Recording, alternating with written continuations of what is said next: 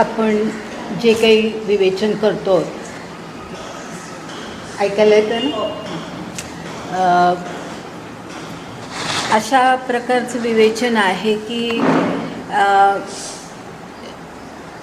ज्याला सांख्यबुद्धी असं म्हणतात किंवा ज्ञानात्मक बुद्धी असं म्हणतात, त्या ह्याच्याकडे, त्याबद्दलच्या विवेचनाकडे आपण पोचलेलो आहोत. बरोबर, आपण ते सुरू केलेलं आहे. आणि मी सांगितलं की 38 श्लोकापर्यंत हे ज्ञानात्मक बुद्धीचं म्हणजे सांख्य बुद्धीचं विवेचन केलेलं आहे. आता या विवेचनाला जी काही आपण सुरुवात केली आहे त्याच्यामध्ये आपण अशा प्रकारचा श्रीकृष्णाने केलेला उपदेश आपण पाहायला सुरुवात केली आहे की अर्जुना, तू शरीर ह्या दृष्टीने विचार करू नकोस, आत्मा ह्या दृष्टीने विचार कर, अशा प्रकारचा उपदेश ते द्यायला लागले आहेत.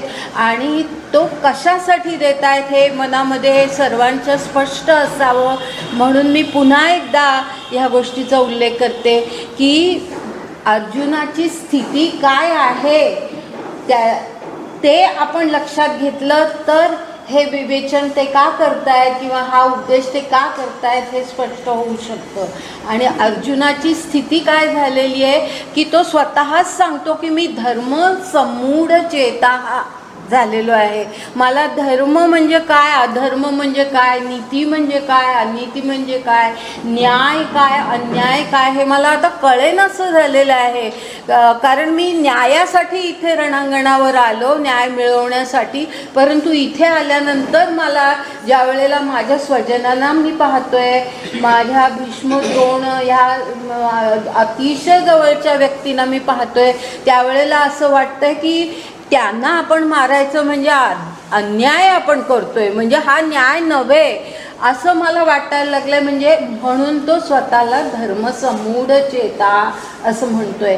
आणि असा तो धर्मसमूढ चेता हा झाला आहे म्हणून भगवंत जो काही उपदेश देत आहेत तो आध्यात्मिक स्वरूपाचा आहे. आत्म्याचं विवेचन ते का करताहेत हे आपल्याला स्पष्ट व्हायला पाहिजे म्हणून मी हे सांगते की आत्म्याचं विवेचन म्हणजे मी म्हणजे शरीर नव्हे, मी म्हणजे आत्मा, हे विवेचन का करण्याची जरुरी त्यांना वाटली आहे, ज्याला आध्यात्मिक उपदेश असं आपण म्हणू शकतो.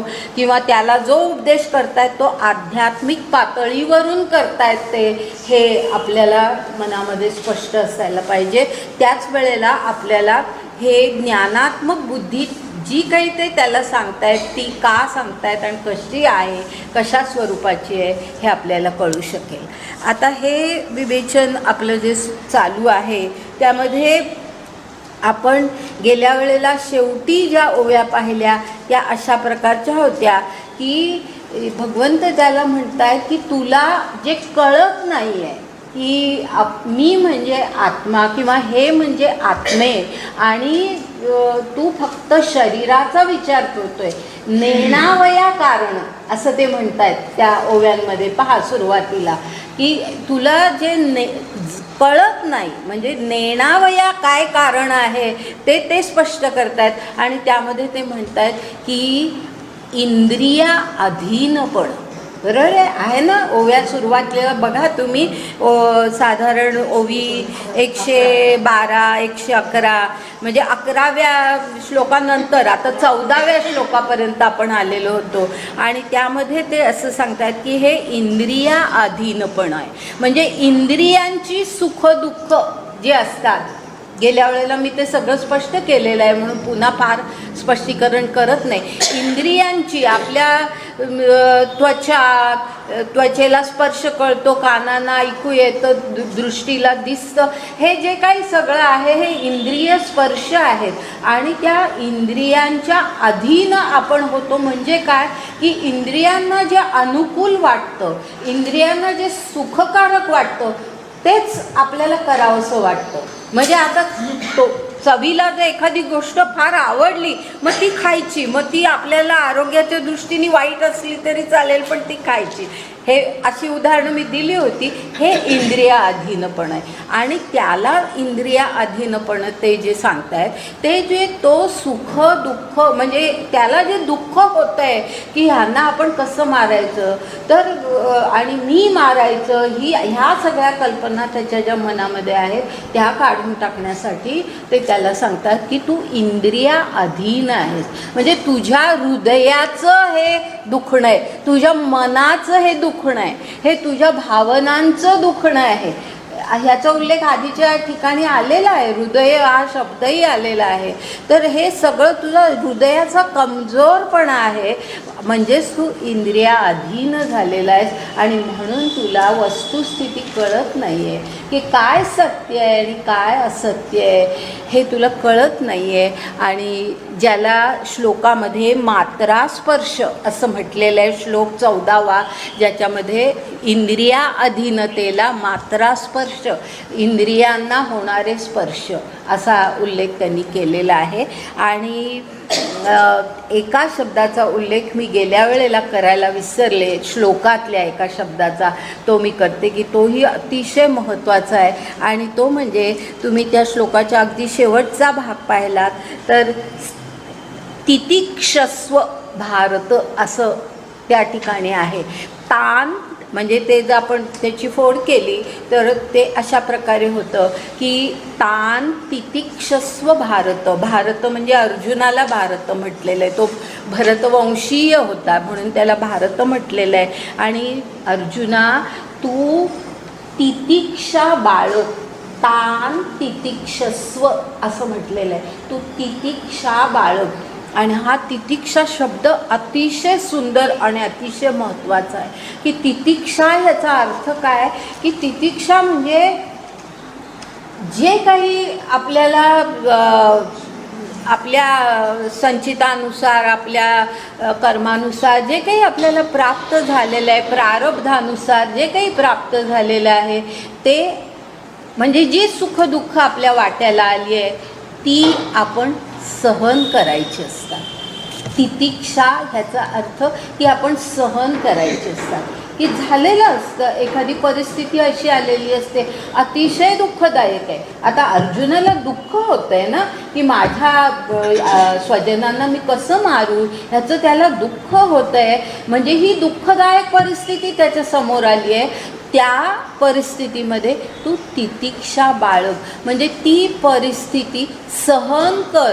आणि सहन कर ह्याचा अर्थसुद्धा त्या परिस्थितीमध्ये तू स्थिर राहा, स्थिर राहा, स्थिर राहा, स्थिर वृत्ती तुझी असू दे. तू चंचल होऊ नकोस. तू जो डगमगला आहेस, तुझी मूळ वृत्ती जी गेली आहे आणि तू काहीतरी गोंधळात जो पडलेला आहेस म्हणजे तुझ्यामध्ये चंचलता निर्माण झालेली आहे, ही चंचलता काढून टाक, तुझी वृत्ती स्थिर हो. तितिक्षा ह्याचा असा अर्थ आहे. सहन करणं म्हणजे काय सहन करणं तर कोणत्याही परिस्थितीमध्ये आपण शांत राहणं, शांत राहणं. की आली आहे आता ती परिस्थिती की अर्जुनाच्या समोर ही परिस्थिती आहे की आता मी ह्यांना कसं मारू हे त्याला वाटतंय. पण आता तुझं जर ते कर्तव्य असेल तर तू शांतपणे जो काही निर्णय घ्यायचा तो चंचलतेने किंवा गोंधळामध्ये असताना तू निर्णय घेऊ नकोस. इंद्रियांना अधीन होऊन तू निर्णय घेऊ नको. म्हणजे आपली कर्तव्य काय, आपली कर्तव्य काय नाहीत ह्याविषयीचा निर्णय घेताना माणसाने स्थिर वृत्ती ठेवली पाहिजे. हे फार मोठं तत्त्व या ठिकाणी सांगितलेलं आहे की आपण काय करायचं आहे, काय कर्तव्य आहे, काय कर्तव्य नाही आहे, आपण काय करू नये हा ज्या वेळेला आपण निर्णय घेतो तो निर्णय घेताना आपली वृत्ती जर स्थिर असेल, शांत असेल, आपण गोंधळून गेलेलो नसलो तर आपला निर्णयसुद्धा बरोबर असतो. आपणच स्वतः प्रत्येकाने विचार करून पाहावा की खरंच असं घडत असतं की ज्या वेळेला काहीतरी गोंधळ मनामध्ये असतो. मी असं करू का तसं करू, हे बरोबर होईल का ते बरोबर होईल, मी हे खाऊ का नको, सगळ्या गोष्टीमध्ये, प्रत्येक गोष्टीमध्ये ज्या वेळेला मनामध्ये गोंधळ निर्माण झालेला असतो आणि तशा त्या गोंधळाच्या परिस्थितीमध्ये आपण काहीतरी निर्णय घेतो, त्यावेळेला तो निर्णय चुकीचा असतो. म्हणून त्याला सांगितलंय तितिक्षस्व भारत. अर्जुना, शांत हो, स्थिर हो. तुझी वृत्ती जी आता गोंधळात पडलेली आहे ती वृत्ती सोडून दे, तू शांत हो आणि विचार कर, सत्य काय आहे, असत्य काय आहे, नित्य काय आहे, अनित्य काय आहे, ह्याचा नीट विचार कर. त्याला नित्यानित्य बुद्धी असं म्हणतात. नित्यानित्य बुद्धी, मला वाटतं मी उल्लेख केला असेल गेल्या वेळेला. नित्यानित्य बुद्धी म्हणजे आत्मा आणि शरीर ह्या बाबतीमध्ये नित्य काय आहे आणि अनित्य काय आहे ह्याचा आपण विचार करायला, म्हणजे अर्जुनाला ते सांगतायत की ह्याचा विचार तू करायला पाहिजेस की अरे काय नित्य आहे. म्हणजे ते आध्यात्मिक पातळीवरती त्याला उपदेश का देत आहेत हे आपल्याला ह्या सगळ्यामध्ये दिसतं की काय नित्य आहे आणि काय अनित्य आहे. आपण अनित्याच्या मागे जर धावलो, मृगजळाचा उल्लेख आलाय पहा, आधी मागच्या कुठल्या तरी ओव्यांमध्ये आलाय ना, मृगजळ आहे. हे सगळं मृगजळ आहे. इंद्रियांचे स्पर्श हे दुतोंडी आहेत, ते फसवे आहेत, ते मृगजळासारखे आहेत, असं सगळं ह्याच्या आधी त्यांनी सांगितलेलं आहे. आणि म्हणून तू फसू नकोस, ह्या मात्रा स्पर्शांना तू फसू नकोस, तू स्थिर वृत्ती बाळग, म्हणून तो तितिक्षा शब्द आलेला आहे. फार सुंदर आणि फार महत्त्वाचा आहे की जो केवळ अर्जुनालाच नाही तर आपल्याला सुद्धा अतिशय महत्त्वाचा आहे. आपण सुद्धा हा विचार करायला पाहिजे की ज्या वेळेला अशी काहीतरी चंचल गोंधळाची परिस्थिती मनामध्ये निर्माण होते, त्यावेळेला आपण थोडं स्थिर झालो ना, तर आपण शांत झालो आणि निर्णय घेतला. थोडा वेळ गेला हरकत नाही, काही दिवस मध्ये गेले हरकत नाही, पण जो शांतपणे आपण निर्णय घेऊ तो जास्त बरोबर मार्गाकडे नेणारा असतो. आणि गोंधळामध्ये आपण काहीतरी फटकन काहीतरी करायला जातो किंवा काहीतरी रागाच्या भरामध्ये आपण काहीतरी बोलून जातो, हो की नाही, बरोबर आहे ना. भयंकर राग आलेला आहे. राग हा सुद्धा बुद्धीचा, मनाचा, म्हणजे इंद्रियांचाच भाग आहे. भयंकर रागामध्ये आपण काहीतरी नको ते बोलून जातो. ही सगळी परिस्थिती आपण विचारात घ्यायची की आपण तिथे कुठेतरी चुकतो आणि आपल्याला जर योग्य मार्गाला जायचं असेल तर थोडा विचार शांतपणे करणं आवश्यक असतं. म्हणजे हा जो उपदेश आहे हा केवळ अर्जुनाला नाही आहे, आपल्यालाही आहे. आणि म्हणून गीतेला जे जीवन प्रेरणादायी म्हणतात ते अशा ह्या सगळ्या गोष्टीमध्ये आपल्याला जाणवतं की खरोखर आपल्याला आपण विचार करण्यासारख्या ह्या गोष्टी आहेत आणि तो विचार आपण केला पाहिजे जीवनामध्ये, हे आपण लक्षात घ्यायचं. आणि असं आपण आता 122व्या दुसऱ्या अध्यायातल्या 122व्या आपण ओवीपर्यंत आलो होतो. आणि त्यानंतर आता आपण पुढे जातोय.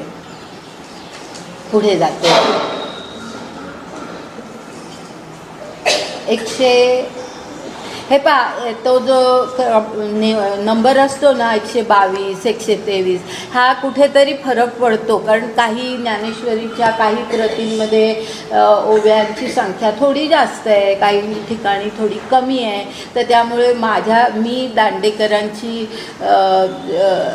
ज्ञानेश्वरी त्याच्या आधारे मी बोलते आणि त्यामुळे तिथे जो क्रमांक आहे तो मी सांगते. तर 122व्या ओवीपर्यंत आपण आलो. आता आपण पुढे जातो. 123, 124 ह्या ओव्या आपण पाहतोय.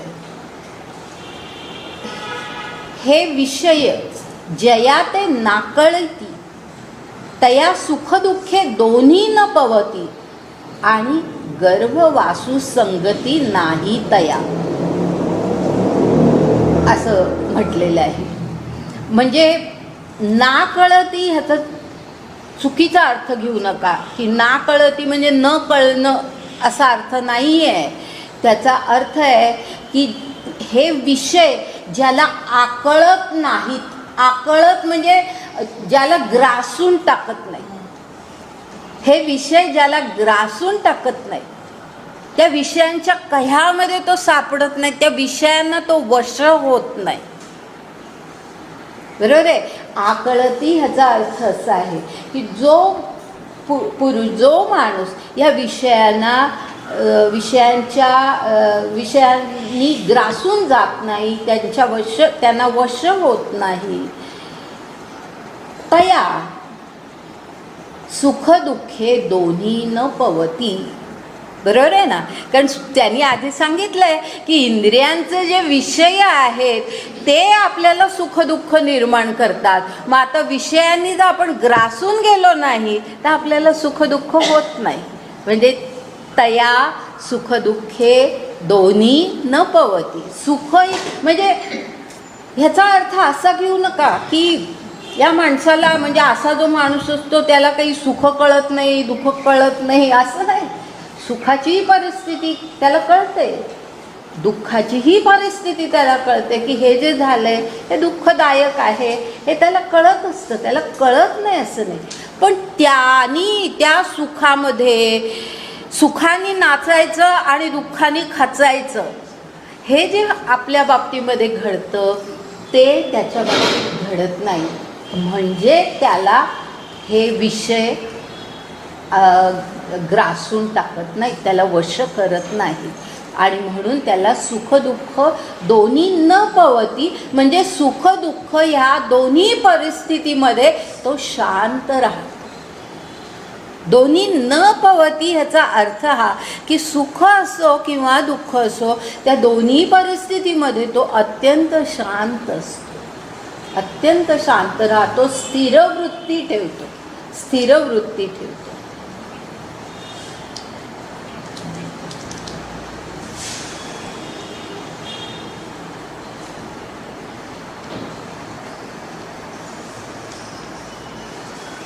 तुम्हाला एक उदाहरण मी सांगितलं होतं, आठवेल पहा. मी एका स्वामींचं किंवा आचार्यांचं उदाहरण सांगितलं होतं की ज्यांना बऱ्याच काळाने अपत्यप्राप्ती झाली, पण त्यांना ज्या वेळेला सांगितलं तुम्हाला मुलगा झाला आहे, त्यावेळेला ते म्हणाले की मी दोन्ही स्नानं एकदमच करीन. म्हणजे त्यांना कळलं होतं की हे मूल जगणार नाही आहे, हे मूल मृत होणार आहे, हे माहिती होतं. म्हणजे दुःखाची परिस्थिती होती आणि तो जन्मला ही सुखाची परिस्थिती होती. पण त्या दोन्ही परिस्थितीमध्ये ते अत्यंत शांत होते आणि शांतपणे त्यांनी सांगितलं की मी दोन्ही स्नानं एकदम करेन.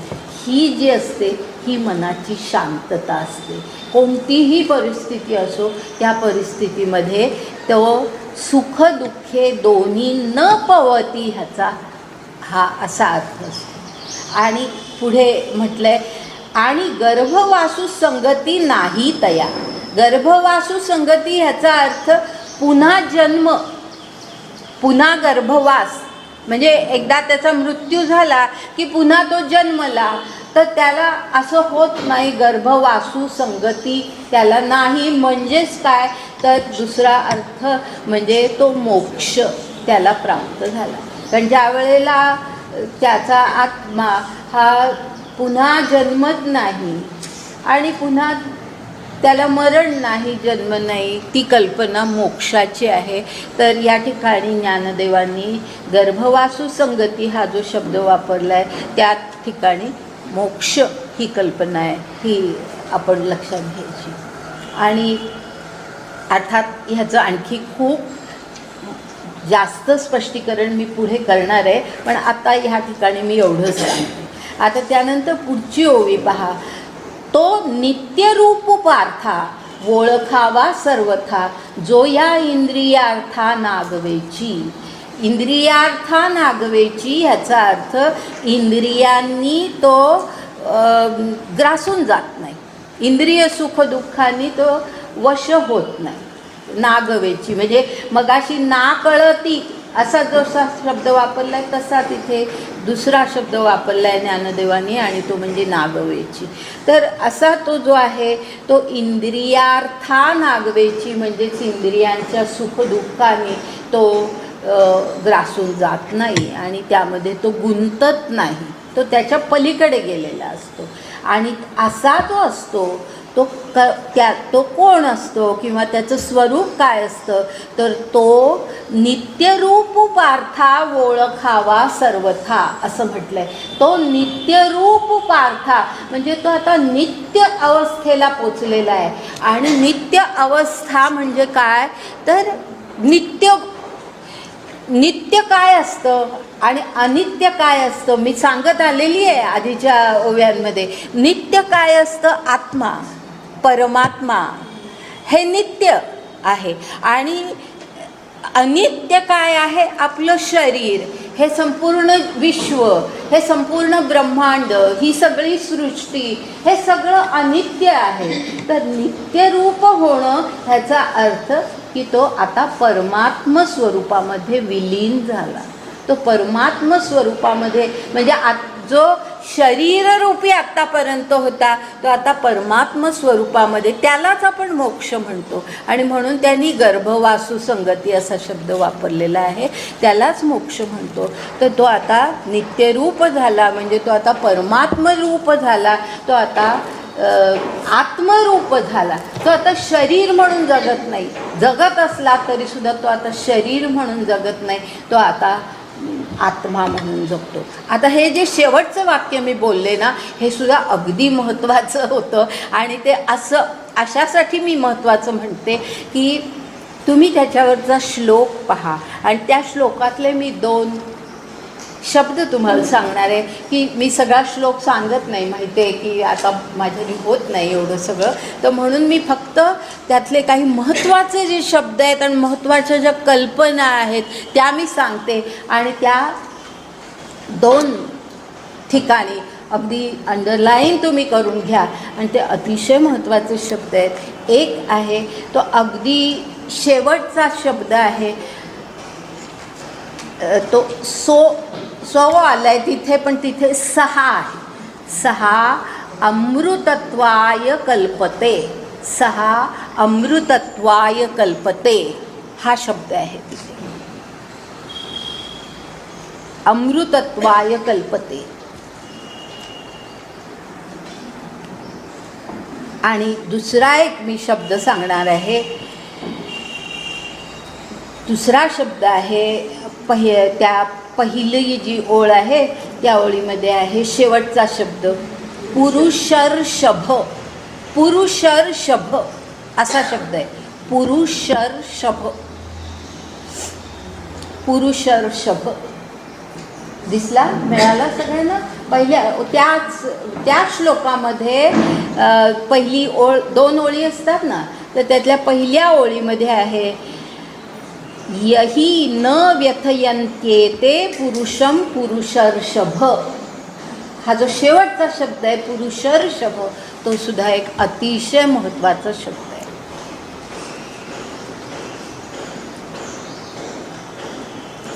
आता ह्या 2 पैकी जो शेवटचा शब्द आहे ना, अमृतत्वाय कल्पते, त्याचं मी आधी विवेचन करते की आत्ता मी जे शेवटचं वाक्य बोलले होते तिथून मी आता ह्या कल्पनेकडे येते की जो श्लोकामध्ये आहे आणि तितका स्पष्टपणे तो ओव्यांमध्ये आलेला नाही.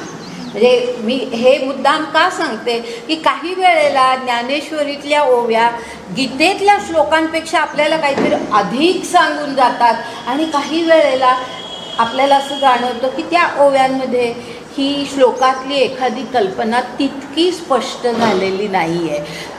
खरं म्हणजे ज्ञानेश्वरांना तेच अभिप्रेत आहे, पण ते तितकं स्पष्ट रूपामध्ये त्यांनी ओव्यांमध्ये मांडलेलं नाही. आणि म्हणून मी या शब्दाचा मुद्दाम उल्लेख तुमच्याकडे करते की 6 अमृतत्वाय कल्पते. कल्पते ह्याचा अर्थ कल्पना करणं, बरोबर आहे. पण या ठिकाणी अमृतत्वाय कल्पते असं जेव्हा म्हणतो आपण, त्यावेळेला असाही त्याचा अर्थ होतो की असा माणूस, म्हणजे ज्या माणसाबद्दल ते बोलत आहेत ह्या ठिकाणी, जो माणूस असतो तो माणूस अमृतत्वाची कल्पना करू शकतो. म्हणजे काय, तो अमृतत्वाला प्राप्त होतो. दोन्ही लक्षात घ्या, दोन्हीही मी शब्द सांगते हे लक्षात घ्या की तो अमृतत्वाची कल्पना करू शकतो, याचाच अर्थ तो अमृतत्वाला प्राप्त होतो. म्हणजे काय ते सगळं स्पष्ट करणार आहे मी. अमृतत्वाला प्राप्त होतो. आता हे कल्पना करणं म्हणजेच प्राप्त होणं, हे किंवा प्राप्त होण्याची आपली स्थिती असणं, प्राप्त होणं किंवा प्राप्त होण्याची आपली स्थिती असणं, हे दोन्ही एकच अर्थी कसं सांगते. अगदी साधं आपलं व्यवहारातलं उदाहरण घेऊन सांगते. आता 10वी 12वीच्या परीक्षा होतात, बरोबर आहे. या परीक्षांमध्ये जो विद्यार्थी पास होतो का नाही ह्याच लेव्हलला असतो, ह्याच पातळीवर असतो, त्याची फार काही मोठी प्रगती नसते. आपण पास झालो तरी पुरे, इथपर्यंत ज्याची स्थिती असते, या अवस्थेपर्यंत जो आलेला असतो, तो मुलगा किंवा ती मुलगी कधी असा विचार करेल का की आपण मेरिट लिस्टमध्ये येऊ, आपण पहिले येऊ, ही कधी कल्पना तरी तो करू शकेल का? तो विद्यार्थी अशी कल्पनाच करू शकणार नाही की जो अगदी पास होतो का नापास होतो अशा अवस्थेला आहे, तो आपण पहिलं येऊ, मेरिट लिस्टमध्ये येऊ, ही काही कधी कल्पना करू शकणार नाही. म्हणजेच काय की ही कल्पना कोण करू शकतं, मेरिट लिस्टमध्ये येण्याची किंवा पहिलं येण्याची कल्पना कोण करू शकतं? जे त्याला पात्र, ज्यांची तेवढी पात्रता असते, बरोबर आहे ना. तेवढी पात्रता जेव्हा असते की आपण तिथपर्यंत पोचू शकतोय, मग का नाही आपण येणार? ज्यानं 97-98% 99% मार्क सतत पडत आलेले आहेत, तो विद्यार्थी म्हणेल की हो मी पहिला येऊ शकेन, मी मेरिट लिस्टमध्ये आलंच पाहिजे, ही कल्पना तो करू शकतो. म्हणजे ती पात्रता त्याची असते. जो अगदी खालच्या लेवलला आहे तो कधी ही कल्पना करू शकत नाही. त्या अर्थाने हा शब्द आलेला आहे की अमृतत्वाची पात्रता ज्यांची असते तोच माणूस अमृतत्वाची कल्पना करू शकतो की आपल्याला अमृतत्व प्राप्त होईल. आता अमृतत्व म्हणजे काय हे मी पुढे सांगते, पण अमृतत्वाची आपल्याला प्राप्ती होऊ शकेल ही एवढी पात्रता त्याची असते, म्हणूनच तो कल्पना करू शकतो. म्हणून तिथे श्लोकामध्ये कल्पते हा शब्द आलेला आहे. पण आपण तो पात्रता ह्या अर्थी आपण तो घेऊया की तेवढी त्याची पात्रता आहे म्हणून तो कल्पना करू शकतो. आता अमृतत्वाची प्राप्तता म्हणजे काय? अमृतत्व साध्या भाषेमध्ये आपण त्याला अमरत्व म्हणू.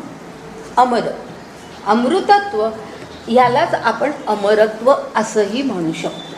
साध्या भाषेमध्ये अमरत्व असं म्हणू शकतो.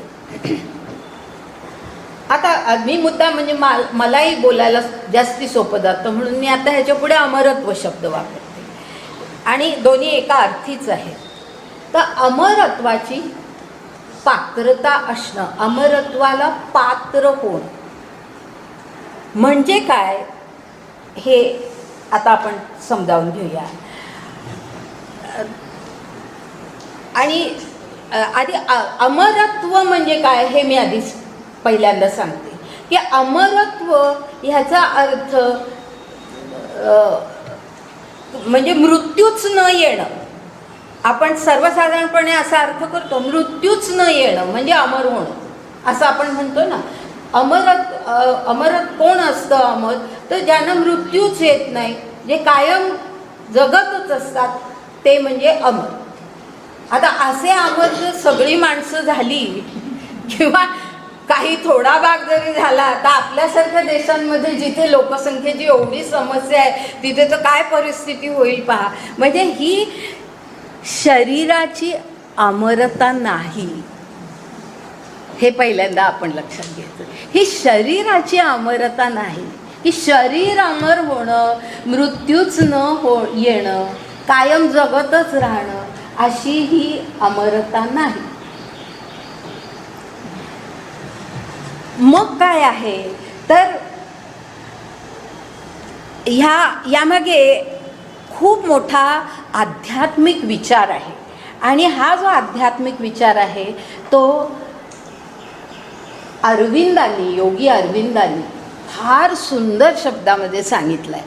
आणि म्हणून मी त्यांच्या विचारांचा या ठिकाणी उल्लेख करते, अरविंदांच्या विचाराचा उल्लेख करते, की फार सुंदर त्यांनी ही कल्पना स्पष्ट केली आहे की अमरत्व म्हणजे काय, अमृतत्व म्हणजे काय, जे ह्या श्लोकामध्ये आहे त्याला काय अर्थ आहे.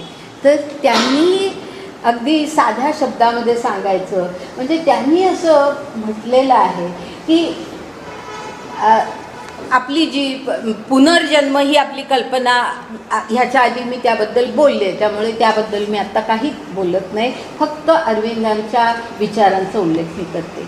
त्यांनी असं म्हटलं आहे की युगानुयुग आत्मा एक अशा प्रकारची प्रदीर्घ वाटचाल करत असतो. लक्षात घ्या, आत्म्याबद्दल मी बोलते, कारण अमरत्व आहे हे शरीराचं नाही, हे मी सांगितलं. म्हणजे अमरत्व हे आत्म्याचं आहे, बरोबर आहे. आता मी आत्म्याबद्दल बोलते आणि त्या बाबतीत अरविंदांचे विचार सांगते की अरविंद म्हणतात की युगानुयुग हा आत्मा अशी एक प्रदीर्घ, अत्यंत दीर्घ अशी एक वाटचाल करत असतो. म्हणजे चालूच असतं की हे शरीर मृत झालं की तो आत्मा दुसऱ्या शरीरामध्ये जातो, म्हणजे ही त्याची प्रदीर्घ वाटचाल आहे. आणि या वाटचालीमध्ये तो काय करतो, आत्मा काय करतो, तर आत्मा आपल्याला म्हणजे स्वतःला अमृतत्वाला प्राप्त किंवा अमृतत्व प्राप्त होण्याची सिद्धता करत असतो. लक्षात आलं. ही वाटचाल कशी असते तर आत्मा आपल्याला स्वतःला अमर होण्याची, अमृतत्वाची प्राप्ती होण्याची तो सिद्धता करत असतो.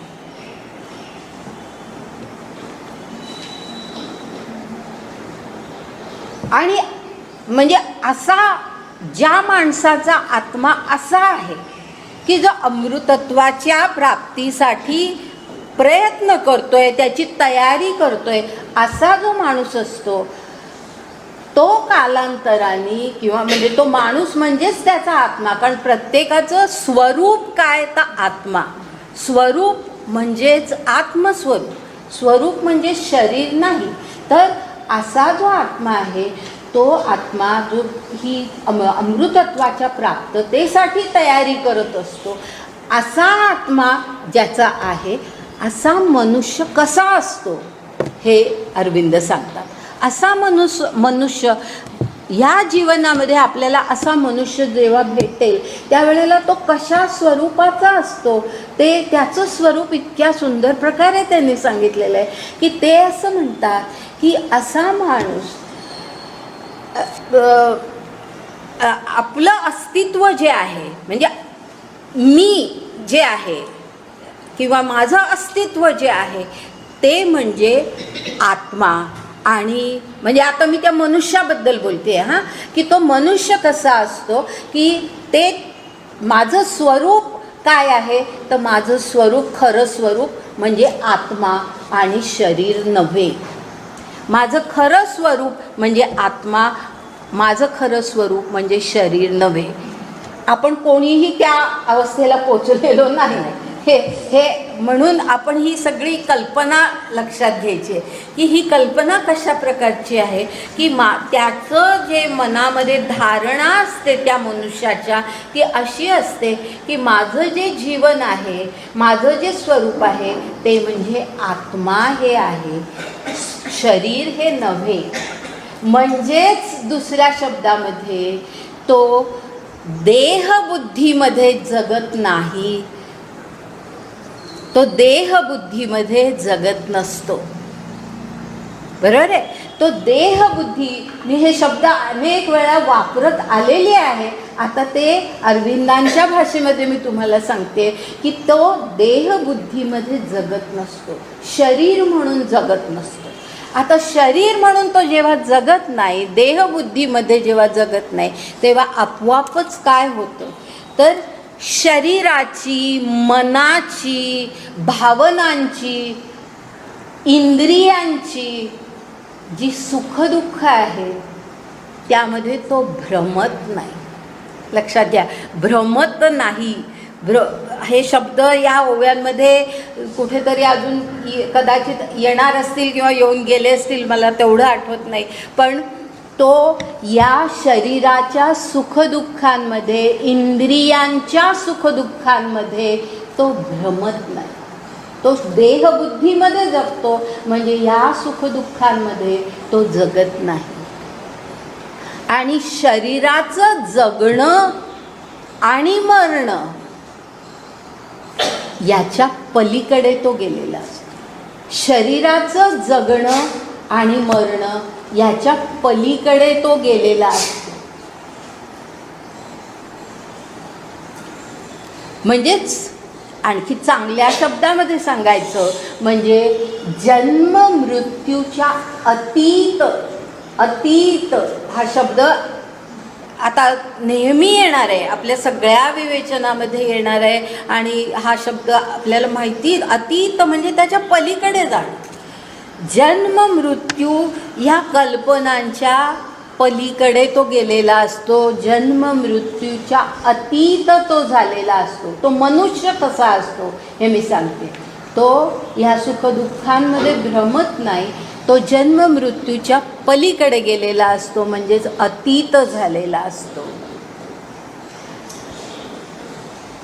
आणि असा जो आत्मा असतो, या अवस्थेला जो आत्मा आलेला आहे, म्हणजे ज्या मनुष्याचा आत्मा या अवस्थेला आलेला आहे, ही अवस्था त्या आत्म्याची एक अत्यंत उच्च अवस्था असते.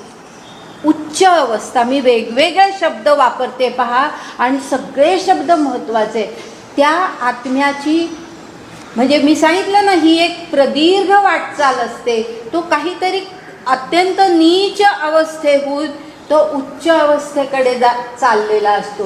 म्हणजे जसा एखादा विद्यार्थी अगदी सुरुवातीच्या काळामध्ये फार खालच्या अवस्थेला आहे, पण तो जर अभ्यासाने, प्रयत्नाने जर त्यांनी आपली अवस्था अशी केली की तो कदाचित अशा अवस्थेला पोचेल की तो मेरिट लिस्टमध्ये येऊ शकेल. ही जी विद्यार्थ्याची, ह्याला काय म्हणायचं, आरोहण. आरोहण, मी सगळे शब्द वापरते. उद्धार, गीतेमध्ये उद्धार हा शब्द आलेला आहे. हा उद्धार आहे आत्म्याचा, हा उद्धार आहे आत्म्याचा. आणि या उद्धाराच्या अवस्थेला, या आरोहणाच्या अवस्थेला तो पोचलेला आहे. अशा उच्च अवस्थेला तो पोचलेला आहे. लक्षात आलं. आणि त्यालाच अमृतत्व, त्यालाच अमृतत्व, त्यालाच अमृतत्व. म्हणजे तो माणूस जिवंत असला तरी सुद्धा जगण्याचा, मरण्याचा तो कधी विचारच करत नाही. देह राहो अथवा जाओ, आपल्याला माहिती आहे हे शब्द सगळे आपण ह्याच्यामध्ये सगळे ऐकलेले. पण त्याचा असा अर्थ आहे की देह राहो अथवा जाओ म्हणजे काय की त्याचा विचारच नाही. म्हणजे त्या मनुष्याचा आत्मा अशा अवस्थेला पोचलेला आहे की देहाच्या जन्म मरणाचा तो कधी विचारच करत नाही.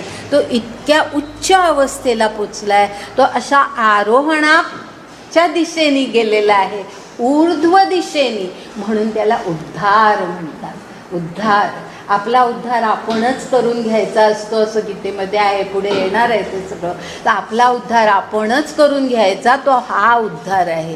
की उद्धार म्हणजे केवळ व्यवहारामधली प्रगती नव्हे, तर उद्धार म्हणजे आत्म्याचा उद्धार, हे असं आरोहण. आणि ही स्थिती ज्याची झालेली आहे त्याला मग सुखदुःख कसली राहिली?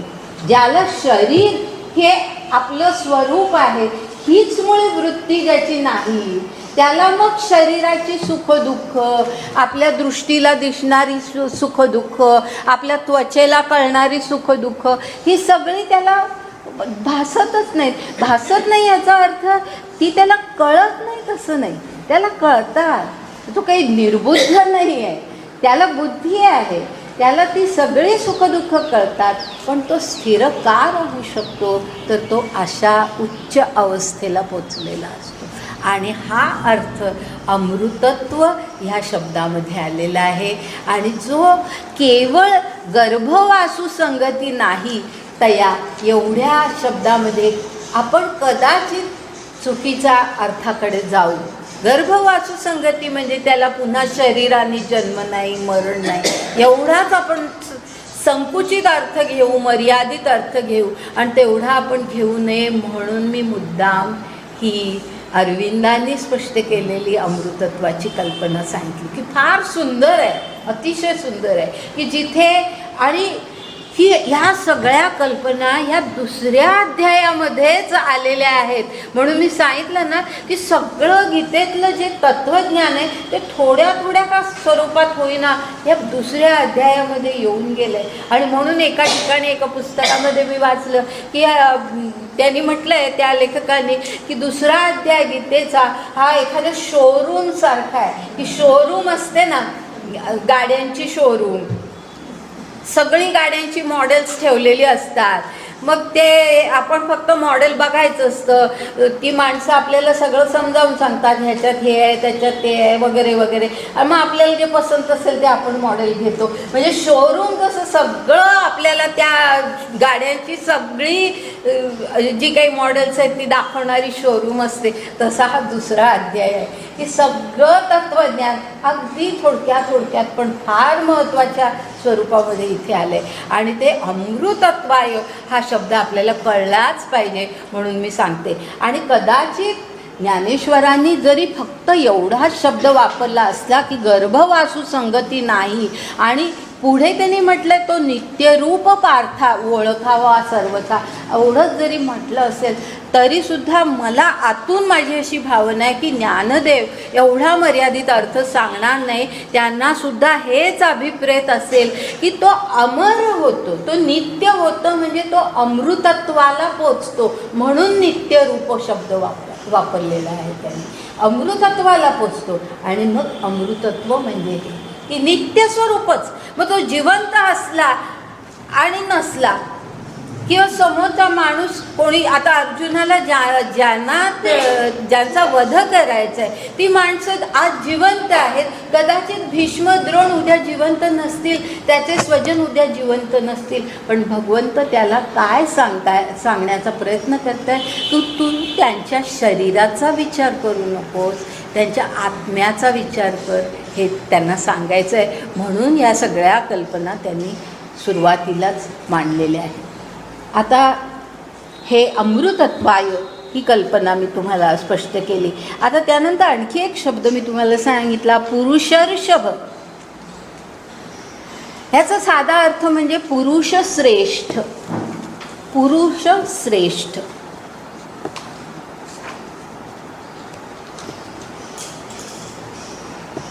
पुरुषर्षभ म्हणजे पुरुष श्रेष्ठ.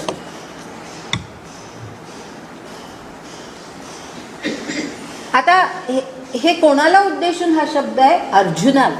अर्जुनाला ते म्हणतायत की हे पुरुष श्रेष्ठा, हे पुरुष श्रेष्ठा, तुला हे सगळं कळलं पाहिजे.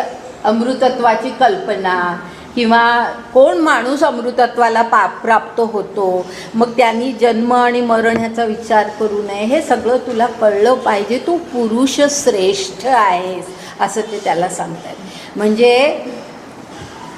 अगदी थोडक्यामध्ये मी याचा अर्थ आत्ता इथे सांगते, आणि तो असा आहे की पुरुष श्रेष्ठ का म्हणतायत त्याला, की त्याला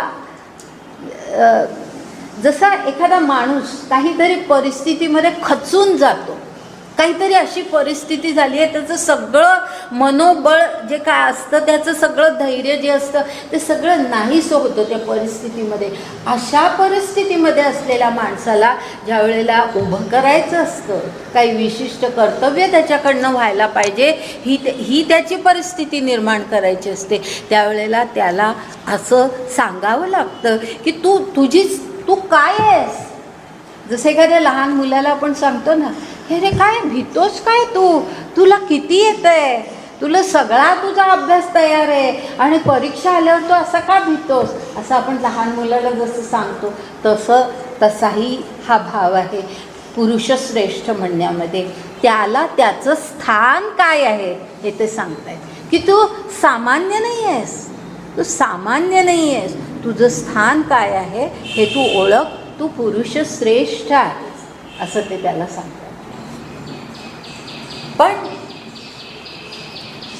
ही जी कल्पना आहे पुरुष श्रेष्ठाची आणि त्याला जे पुरुषर्षभ म्हटलंय, ह्याचा अरविंदांनी एक फार सुंदर अर्थ सांगितलाय. तो अर्थ मी आत्ता सांगत नाही.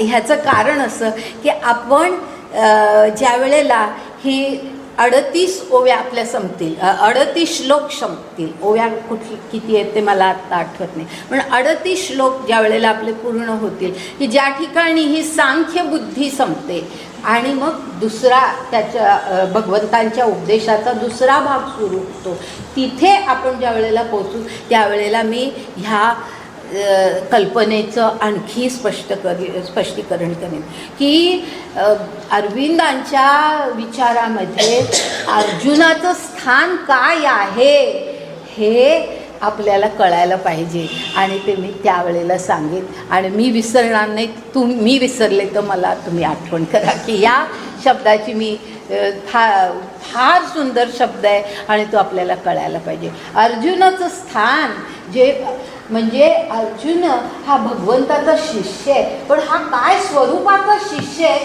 ह्याचं इतकं सुंदर विवेचन अरविंदांनी केलेलं आहे, आणि ते विवेचन आपल्यापर्यंत थोडक्यात तरी पोचलं पाहिजे, म्हणून ते आत्ता मी सांगत नाही, नाही तर आजचा सगळा तास तिथेच संपेल. तर आपण पुढे जाऊ आणि आपण त्या ठिकाणी आपण ह्याचा विचार करू. आता आपण 124वी ओवी संपवली, आता पुढे जातो आहे आपण 125वी ओवी सुरू करते.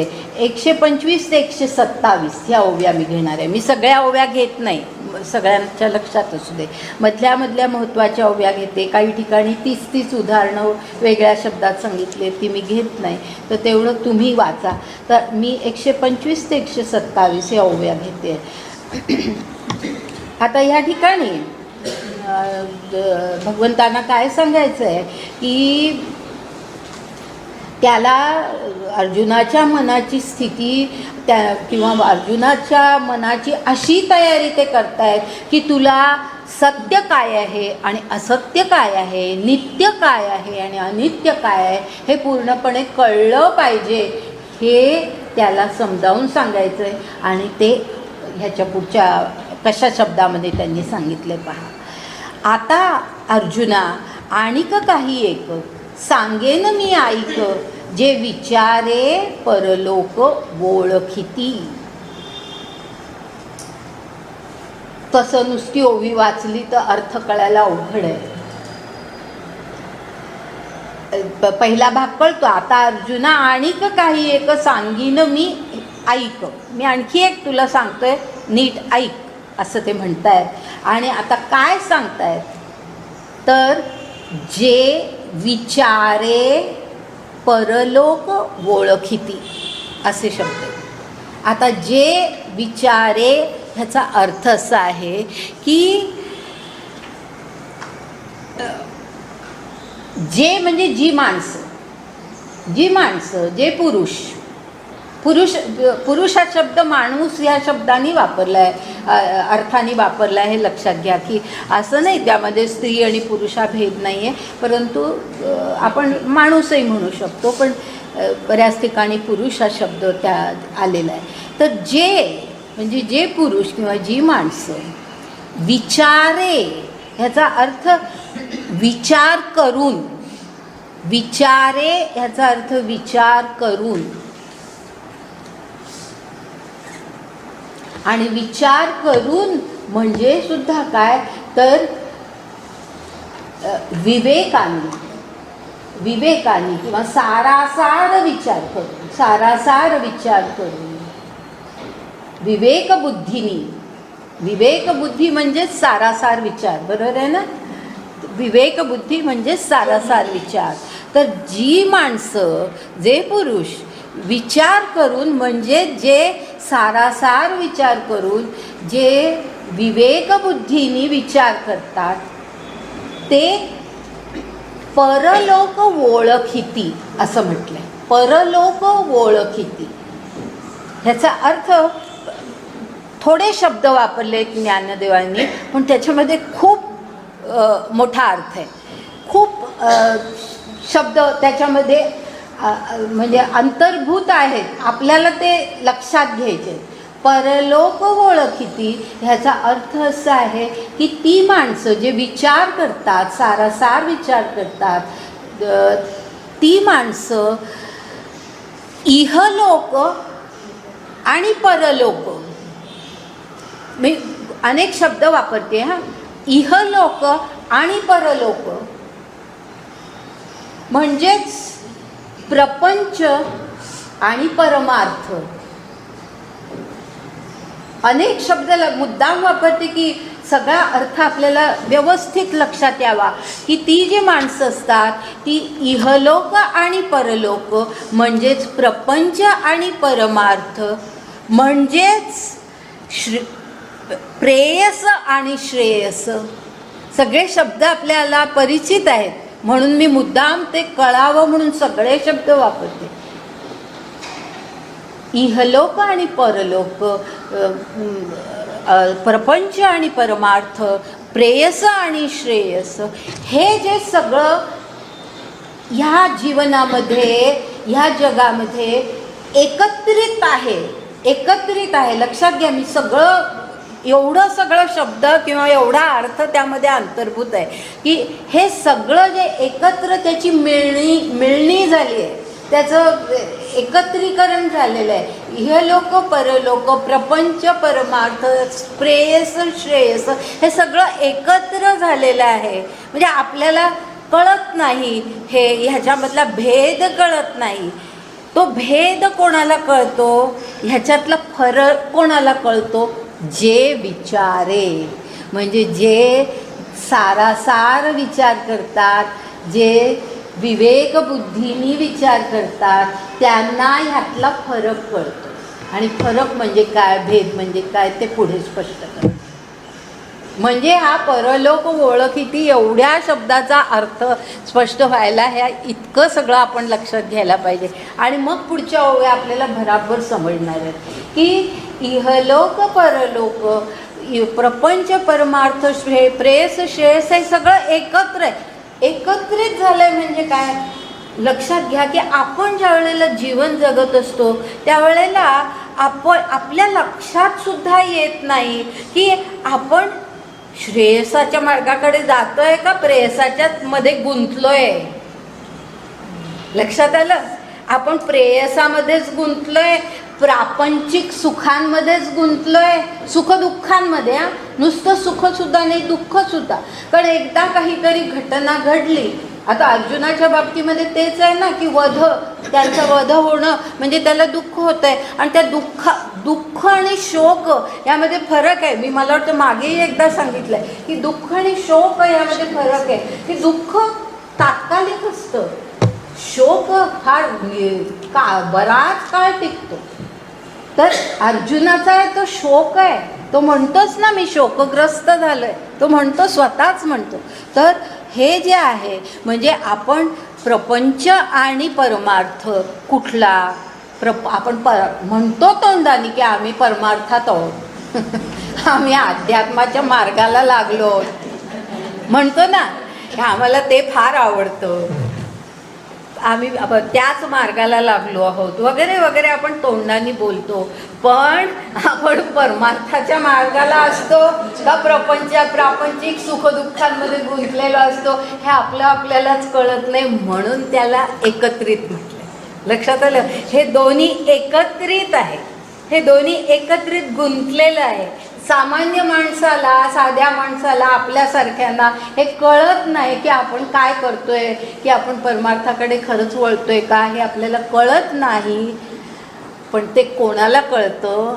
जे विचारे, म्हणजे जे ज्ञानी आहे, जे ज्ञानी आहेत, जे सारासार बुद्धी ज्यांच्यामध्ये आहे, ज्यांच्यामध्ये विवेक आहे, त्यांना ते कळतं.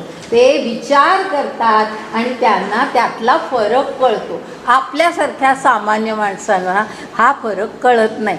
हे एवढा अर्थ त्या परलोके ओळखीती याच्यामध्ये आहे आणि आपल्याला हा कळला पाहिजे.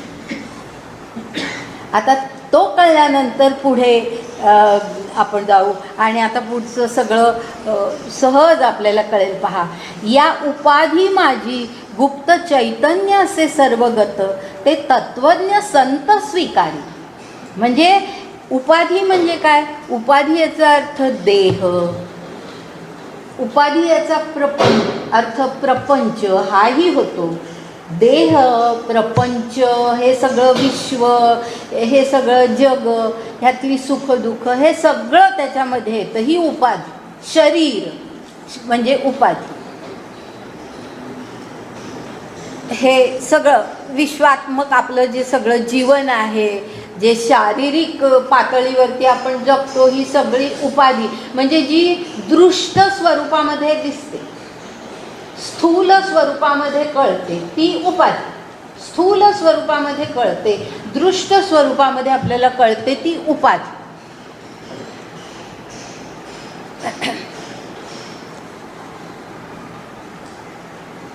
या ते काय म्हणतात? या उपाधी माझी गुप्त चैतन्य असे सर्वगत. आता अर्थ लक्षात आला असेल. चैतन्य म्हणजे काय माहिती आहे आपल्याला? हा शब्द येऊन गेला आहे आणि अनेक वेळेला त्याचे समानार्थी शब्द वापरत आलेले आहे. चैतन्य म्हणजे आत्मा, चैतन्य म्हणजे परमात्मतत्व, सगळे शब्द त्याच एकाच अर्थी आहे. तर या उपाधी माझी म्हणजे ह्या शरीरामध्ये आत्मा आहे, तसंच या संपूर्ण विश्वामध्ये सर्वगत म्हणून त्यांनी म्हटलेलं आहे. सर्वगत, सर्वत्र आहे, विश्वात्मक आहे तो आत्मा आणि परमात्मा. आणि आत्मा आणि परमात्मा वेगळा नाही हे मी पहिल्यापासून सांगत आले आणि म्हणूनच पहिल्या ज्या काही ओव्या आपण म्हणतो त्या त्याच्यासाठी म्हणतो. आठवण आहे ना की आत्मा आणि परमात्मा हे एकच स्वरूप आहे. ही तर फार महत्त्वाची शिकवण आहे ज्ञानेश्वरीची आणि गीतेची, म्हणून आपण त्या ओव्या म्हणतो. तर त्या ओव्या लक्षात घ्या. तर ह्या संपूर्ण विश्वामध्ये सर्वगत ते आहे, चैतन्य भरलेलं आहे. आणि ते चैतन्य जे आहे ते तत्वज्ञ म्हणजे ज्यांना सारासार बुद्धी आहे, ज्यांना विवेक बुद्धी आहे, तत्वज्ञान ज्यांना कळतं म्हणजे अनुभवतात. कळणं म्हणजे नुसतं शाब्दिक नव्हे आपल्यासारखं. आपण खूप शाब्दिक पातळीवरती असतो. तर जे ते अनुभवतात तर त्यांना हे सर्वगत चैतन्य त्यांना कळतं. म्हणजे कळतं ह्याचा अर्थ ते फक्त त्याचा विचार करतात. ते फक्त त्याचा विचार करतात, विश्वाचा, वैश्विक घटनांचा, आपल्या शरीराच्या, मनाच्या सुखदुःखांचा, जगण्या मरण्याचा ते विचारच करत नाही. ते तत्वज्ञ आणि त्यांना संत म्हटलंय. संत म्हटलंय. आता हे संत ही कल्पना आपल्याला गीतेमध्ये कुठे दिसणार नाही, ही ज्ञानेश्वरीमध्ये दिसते.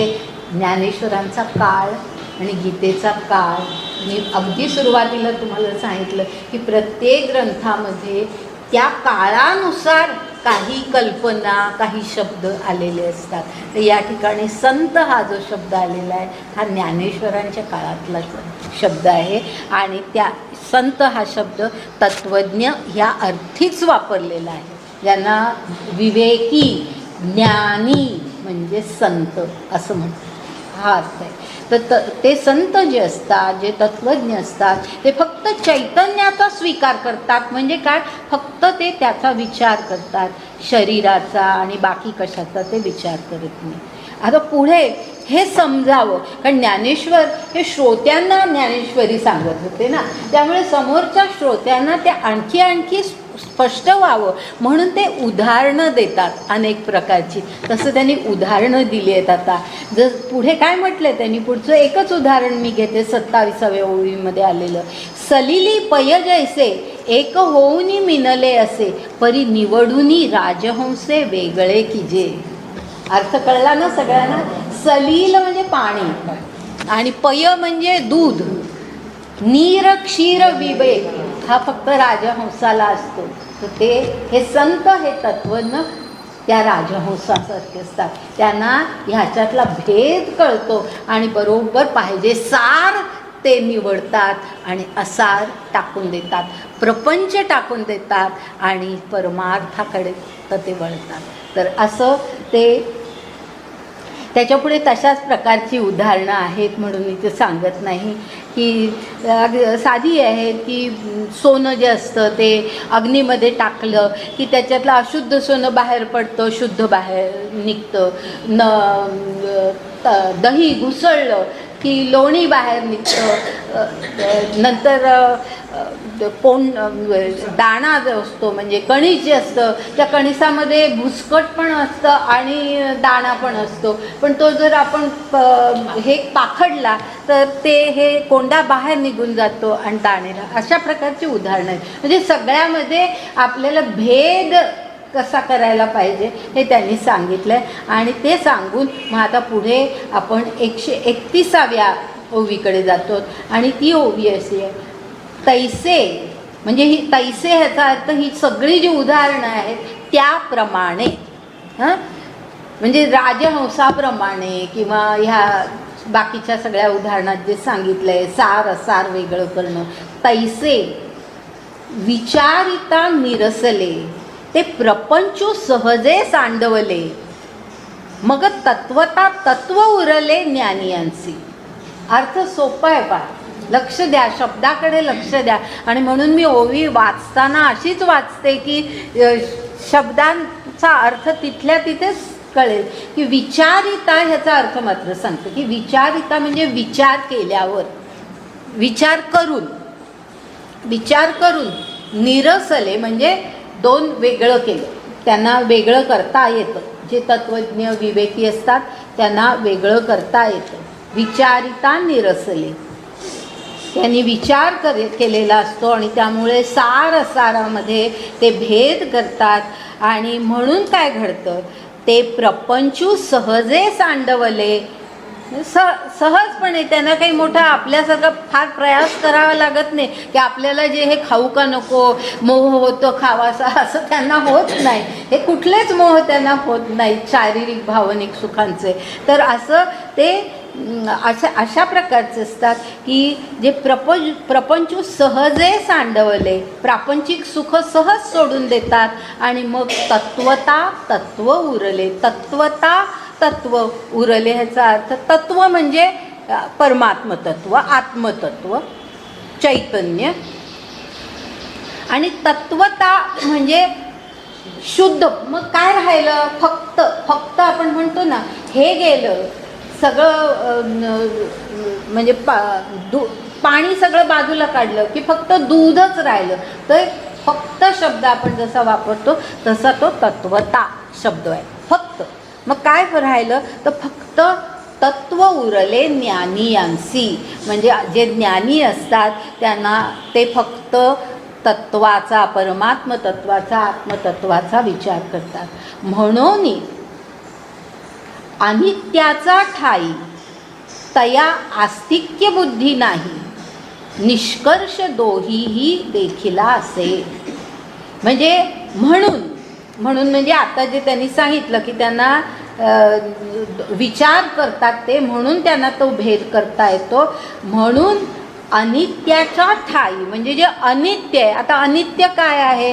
देह अनित्य आहे, प्रपंच अनित्य आहे, हे सगळं विश्व अनित्य आहे, सगळी सृष्टीसुद्धा अनित्य आहे. कित्येक सृष्टीमध्ये सुद्धा किती फरक पडत जातात. आपल्याला असं वाटतं आपल्या आयुष्यामध्ये आपण एखादा डोंगर पाहिलेला असतो त्यामुळे हा कायमचा आहे असं वाटतं, पण तसं नाही आहे. पर्वत ही जी जड वस्तू आहे त्या बाबतीत सुद्धा असं आढळलेलं आहे की कित्येक हजारो वर्षापूर्वी एखादा पर्वत नव्हताच आणि तो नंतर निर्माण झाला, आणि एखादा पर्वत कित्येक शतकानुशतक हजारो वर्ष अस्तित्वामध्ये आहे असा एखादा पर्वत असतो. म्हणजे आपलं उदाहरण घ्यायचं तर आपल्या जो सह्याद्री आहे तो भारतातला सर्वात जुना पर्वत आहे असं म्हणतात. त्याचं आयुष्य सर्वात जास्ती आहे, आणि हिमालय जो आहे हा त्या मानाने खूप नंतर निर्माण झाला असं म्हटलेलं आहे. तर ह्याचा अर्थ असा, आणि त्याला पुरावे आहे की हिमालयामध्ये काही सागरातले अवशेष सापडतात. म्हणजे सागराचं पाणी, नद्यांचं पाणी असं काहीतरी कुठेतरी उंचावरती गेलं की ज्या ठिकाणी नंतर ते थंड हवेमुळे गोठलं आणि हिमालय निर्माण झाला असं संशोधकांचं म्हणणं आहे. तर अशा प्रकारे सृष्टीमध्ये सुद्धा नित्य काही नाही, अनित्य आहे, सगळं अनित्य आहे. तर तो अनित्याच्या ठाई, म्हणजे अनित्याच्या बाबतीत तया आस्तिक्य बुद्धी नाही. आस्तिक्य बुद्धी याचा अर्थ विश्वास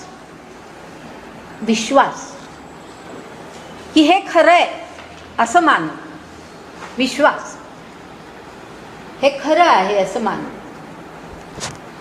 सत्यत्व बुद्धी.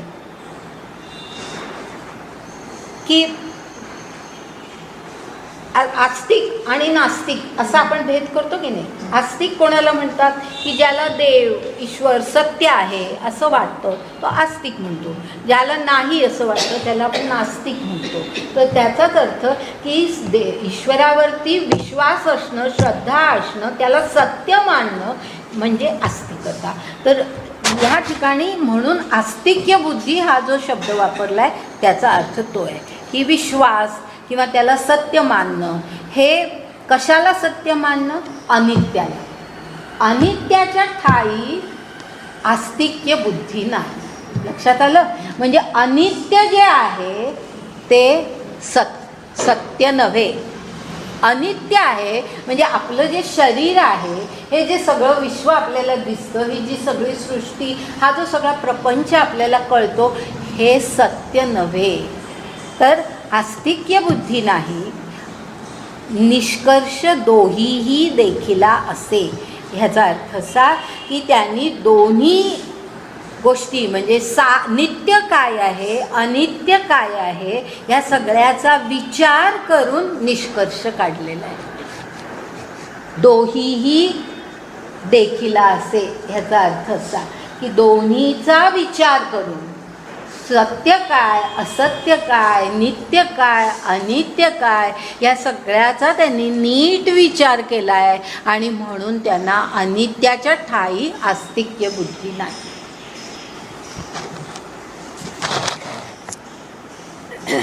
पुढे जात आहे आपण 133 ते 135 या ओव्या पाहतोय. देखे सारासार विचारिता, भ्रांती ते पाही असारता, तरी सार ते स्वभावता नित्य जाणे. म्हणजे सारासार विचार केला की कळतं की हे सगळं, हा जो सगळा प्रपंच आहे तो असार आहे, आणि म्हणून ती भ्रांती आहे, तो भ्रम आहे आपला. ती सुखदुःख हा आपला भ्रम आहे. म्हणजे अर्जुनाला तू ह्या भ्रमात राहू नको सुखदुःखांच्या, असं त्यांना सांगायचं आहे. म्हणून ते अशा सगळ्या गोष्टींचा उल्लेख करतायत की हे जे सगळं प्रपंच आहे, हे जे सगळं आपल्याला दिसतं आहे, जगणं मरणं, हे जे सगळं आहे ते असार आहे, ती सगळी भ्रांती आहे, भ्रम आहे. भ्रांती ते पाही असारता, म्हणजे ह्या प्रपंच असार आहे आणि त्याला ते भ्रांती मानतात, ते भ्रम मानतात, त्याला खरं मानत नाही, सत्य मानत नाही. आणि मग तरी सार ते स्वभावता नित्य जाणे, म्हणजे जे सार असतं म्हणजे काय? सार कुठलं?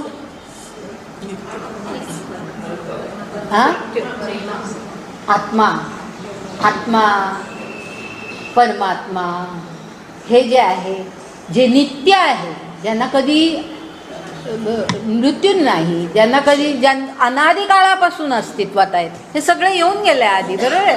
अनादी काळापासून तर सगळं अस्तित्वात आहे आणि ज्यांचा अंत कधी आहे आपल्याला काही माहिती नाही, म्हणजे नाहीच आहे, त्यांना अंतच नाही. त्यांचा आत्म्याचा अंत ह्याचा अर्थ परमात्म्यामध्ये पूर्णतः मुक्ती, मोक्ष. म्हणजे जसं पुढे येणार आहे कुठेतरी गंगेचं पाणी, पुढे आहे कुठेतरी गंगेचं पाणी जसं समुद्रामध्ये विलीन होतं आणि कधीतरी ते निर्माण झालेलं असतं, ते सगळं जे आहे ते सगळं असार आहे. आणि नित्य काय आहे तर नित्य असतं, ते स्वभावतः नित्य असतं. म्हणजे आत्मा परमात्मा हे स्वभावतः नित्य आहेत. आणि अर्जुना तू फक्त त्याचा विचार कर, हे पुन्हा पुन्हा त्यांना सांगायचं आहे. हे जे सांगतायत त्या सगळ्यामध्ये तो मुख्य विचार आहे की अर्जुना तू अनित्याचा विचार करू नकोस, तू नित्याचा फक्त विचार कर. हे त्यांना अर्जुनाला पटवायचं आहे म्हणून हे सगळं ते सांगतायत. पुढे जात्या, हा लोकत्रयाकारू तो जयाचा विस्तारू, तेथ नाम वर्ण आकारू चिन्ह नाही. म्हणजे हा लोकत्रयाकारू म्हणजे हे तिन्ही लोक, त्रिभुवन असं जे म्हणतो ना आपण, त्रिभुवन त्याला आकारू म्हटलं कारण त्याला काहीतरी आकार आहे ना, विश्वालाही काही आकार आहे, संबंध सगळ्या ह्या तिन्ही लोकांना काहीतरी आकार आहे. तर हा जो लोकत्रयाकारू म्हणजे हे जे सगळं तिन्ही लोक आहेत, आकारामध्ये जे अस्तित्वामध्ये आहे, तो जयाचा विस्तारू, तो जयाचा विस्तारू म्हणजे ते कशापासून निर्माण झालं आहे तर परमात्म तत्वापासून निर्माण झालेलं आहे. ही संपूर्ण सृष्टी ही परमात्म तत्वापासून निर्माण झालेली आहे. तर हा लोकत्रयाकारू हे सगळं जे त्रिभुवन आहे, ही त्रिभुवन कशी आहेत, तो कशाचा विस्तार आहे तर ते त्या परमात्म्याचा विस्तार आहे. म्हणजे ती एक ईश्वर हे संपूर्ण विश्वामध्ये भरून राहिलेलं आहे, हे त्यांना म्हणायचं आहे. हा सगळा विस्तार आहे हा त्या परमात्म्याचा विस्तार आहे. म्हणजेच दुसऱ्या शब्दामध्ये हा ईश्वर परमात्मा हा संपूर्ण ह्या विश्वामध्ये भरून राहिलेला आहे असं म्हटलं. आणि तो जयाचा विस्तारू, मग कोणाचा? परमात्म्याचा विस्तार. तर तो परमात्मा कसा आहे किंवा तो आत्मतत्व कसं आहे? आत्मतत्व आणि परमात्मतत्व हे वेगळं नाही. तर आत्मतत्व किंवा हे परमात्मतत्व कसं आहे? तेथ नाम वर्ण आकारू चिन्ह नाही. म्हणजे त्याला काही नाव नाही. आपण म्हणतो ईश्वर म्हणतो, परमात्मा म्हणतो, कारण आपल्याला काहीतरी ती कल्पना जी आहे ती एका स्वरूपामध्ये सांगायची किंवा विचार त्याचा करायचा असतो, म्हणून आपण त्याला नाव दिले. ब्रह्म हे दिलेलं आपण नाव आहे, ते काही त्याचं नाव नव्हे. तर त्याला काही नाव नाही. तुकारामांचा सुंदर अभंग आहे याच्यावरती, मी आता त्याच्यात वेळ घालवत नाही. पण तेथ नाम वर्ण आकारू, म्हणजे त्याला काही नाम नाही, वर्ण नाही, आकार नाही, निराकार आहे तो, आकार नाही, चिन्ह नाही, म्हणजे लक्षण नाही त्याचं काही. की एखादी गोष्ट एखाद्या लक्षणावरून आपण ओळखतो की बाबा तिकडे जा, तिथे एक वस्तू पडली आहे, ती उचलून आण, असं आपल्याला सांगायचं असेल तर आपण काय म्हणू, ती वस्तू पांढरी आहे, मग तिथे पांढरी असलेली वस्तू आपण उचलून आणू. म्हणजे पांढरं असणं हे त्या वस्तूचं चिन्ह झालं, त्याचं लक्षण झालं, बरोबर आहे. तसं ह्या ईश्वराला, ह्या परमात्म्याला, आत्म्याला तो कसा आहे हे सांगायला त्याचं काहीही लक्षण नाही. म्हणजे आपल्याला ओळखणं कठीण आहे, असं कुठल्या लक्षणांनी, चिन्हांनी तो दाखवता येत नाही. जो सर्वदा, नाही सॉरी, बरोबर आहे ना, जो सर्वदा सर्वगतू जन्मक्षयातीतू तया केलियाही घातू कदाचि नोहे. म्हणजे जो सर्वदा आहे, सर्वदा म्हणजे सर्व काळ, जो सर्व काळ आहे, अनादि काळापासून आहे, तर जो सर्वदा आहे, सर्वगतू म्हणजे सर्वत्र आहे, सगळीकडे तो जातो, म्हणजे असतो, त्याचं अस्तित्व सर्वगत आहे. जो जन्मक्षयातीतू म्हणजे त्याला जन्म नाही, क्षय नाही. आत्म्याला, परमात्म्याला जन्मही नाही आणि त्याला क्षयही नाही. आणि क्षय ह्याचा अर्थ मरण, नाश हा झालाच, पण क्षय ह्यामध्ये आणखी पण एक अर्थ आहे, पुढे काही ठिकाणी तो येईल, की क्षय ह्याचा अर्थ की त्याचं स्वरूप बदलणं, विकृत होणं, त्याचं स्वरूप विकृत होणं, हाही अर्थ त्याच्यामध्ये. क्षय होतो म्हणजे काय होतं, तर जे मूळ स्वरूप असतं ते विकृत होतं, ते विकृत होतं. तर तो जन्मक्षयातीतू आहे, म्हणजे त्याच्या अतीत आहे, त्याच्या पलीकडे आहे. तया केलियाही घातू कदाचि नोहे.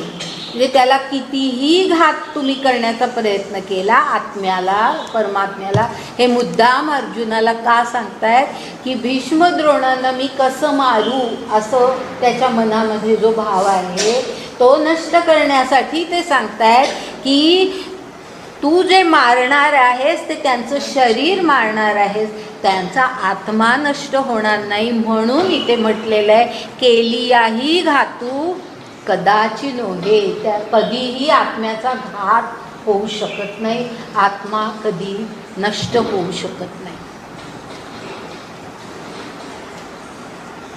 थोडं अजून घेत्या.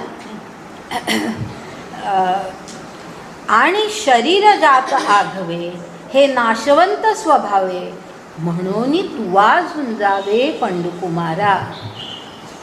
आता जे आधी सांगितलं की तू विचार करू नकोस भीष्मद्रोणांच्या किंवा स्वजनांच्या मृत्यूचा, याचं कारण असं की त्यांचा आत्मा मरणार नाही आणि त्यांचं शरीर मरणार आहे. तर म्हणून काय मरणार नाही हे आधी सांगितल्यानंतर काय मरणार, काय नाशवंत आहे हे आता पुढे सांगतायत ते. आणि ते अशा प्रकारे सांगतायत आणि शरीर जाता आघवे हे नाशवंत स्वभाव आहे. हे शरीर जे असतं ते नाशवंत असतं. म्हणजे सगळं शरीर म्हणजे उपाधी, म्हणजे सगळं हा प्रपंच, हे विश्व, हे त्रिलोक, हे सगळं नाशवंत स्वभाव आहे. म्हणजे स्वाभाविकरित्या, म्हणजे तू विचारच करू नको. तू जरी त्यांना मारलं नाहीस तरी सुद्धा स्वभावतः त्यांना कधीतरी मृत्यू येणारच आहे. तर त्यामुळे तू त्यांच्या मृत्यूचा विचारच करू नको, असं त्याला ते पटवतायत ह्या सगळ्यामुळे. आणि शरीर हे कधी नाशवंत नाही, ते नाशवंत असतं स्वभावतः, असं म्हटल्यानंतर पुढे ते म्हणतात म्हणून तुवा झुंजावे पंडुकुमारा. आले पुन्हा ते आपल्या मूळ पदावरती की अर्जुना तू का युद्ध कर, तू जो युद्ध करणार नाही म्हणतोयस तो विचार मनातून काढून टाक आणि युद्धाला तयार हो. हे सगळं आतापर्यंत सांगून म्हणून तू आज झुंजावे पंडुकुमारा असं त्यांनी म्हटलेलं आहे. आणि त्याच्या आधीचा जो श्लोक आहे ना त्याच्यात सुद्धा फार सुंदर हे आहे. पहिला एक शब्द आहे अंतवंत इमे देहा, म्हणजे अंतवंत म्हणजे हा देह कसा आहे तो अंतवंत म्हणजे त्याला तो नाशवंत आहे, त्याचा अंत होणारच आहे कधी ना कधीतरी. आणि पुढे सर्वात शेवटी श्लोकामध्ये म्हटलंय तस्मात् युद्धस्य भारत, तस्मात् युद्धस्य भारत. आता हे आणि त्याचं ज्ञानेश्वरांनी असे शब्द मांडले म्हणून तू आज झुंजावे पंडुकुमारा, तर तू म्हणून युद्ध कर. पण या ठिकाणी हे सगळं आपण लक्षात घेतलं की त्याला आत्मा म्हणजे काय, शरीर म्हणजे काय हे सगळं पुढेही येणार आहे. अजूनही हे विवेचन संपलेलं नाही, पुढेही आहे ह्याचं विवेचन. पण मध्ये मध्ये ते पुन्हा त्याला हे करतायत, तयारी करतायत त्याची सगळी. तर तू युद्ध कर, युद्धाला तू तयार हो असं जे म्हटलेलं आहे ना, ह्याचा आपण अर्जुनाला त्यांनी सांगितलंय युद्ध कर, ह्याचा मर्यादित अर्थ घ्यायचा नाही, संकुचित अर्थ घ्यायचा नाही. लक्षात घ्या की युद्ध कर ह्याचा अर्थ खरा म्हणजे असा आहे की तुझ्या प्रारब्धानुसार आत्ता जे कर्तव्य तुला प्राप्त झालेलं आहे, जे कर्तव्य तू केलं पाहिजेस, जे कर्म तू केलंच पाहिजेस ते कर्म तू कर. आणि ते कर्म म्हणजे युद्ध, ते कर्म म्हणजे युद्ध. हे अतिशय महत्त्वाचा हा विचार आपण लक्षात घेतला पाहिजे की त्याला युद्धस्व भारत म्हणताना, तू युद्ध कर म्हणताना तुला जे आता प्राप्त कर्तव्य आहे, जे कर्म तू केलंच पाहिजेस, विहित कर्म, हे सगळे शब्द पुढे येणार आहेत कर्मयोगामध्ये. जे आता तुझं विहित कर्म आहे ते तू कर, थांबू नकोस. असं म्हणजे कर्म थांबवायचं नाही असं त्यांना सांगायचं आहे. यामध्ये दोन विचार आपण करायचे आहेत आणि ते म्हणजे असे की एक म्हणजे तू युद्ध कर, ह्यांचा आत्मा काही मरणार नाही आहे, ह्यांचं मरणार आहे ते शरीर आहे, तर तू युद्ध कर असं म्हणण्यामध्ये भगवंताला असं तर काही म्हणायचं नाही आहे, हे स्पष्ट.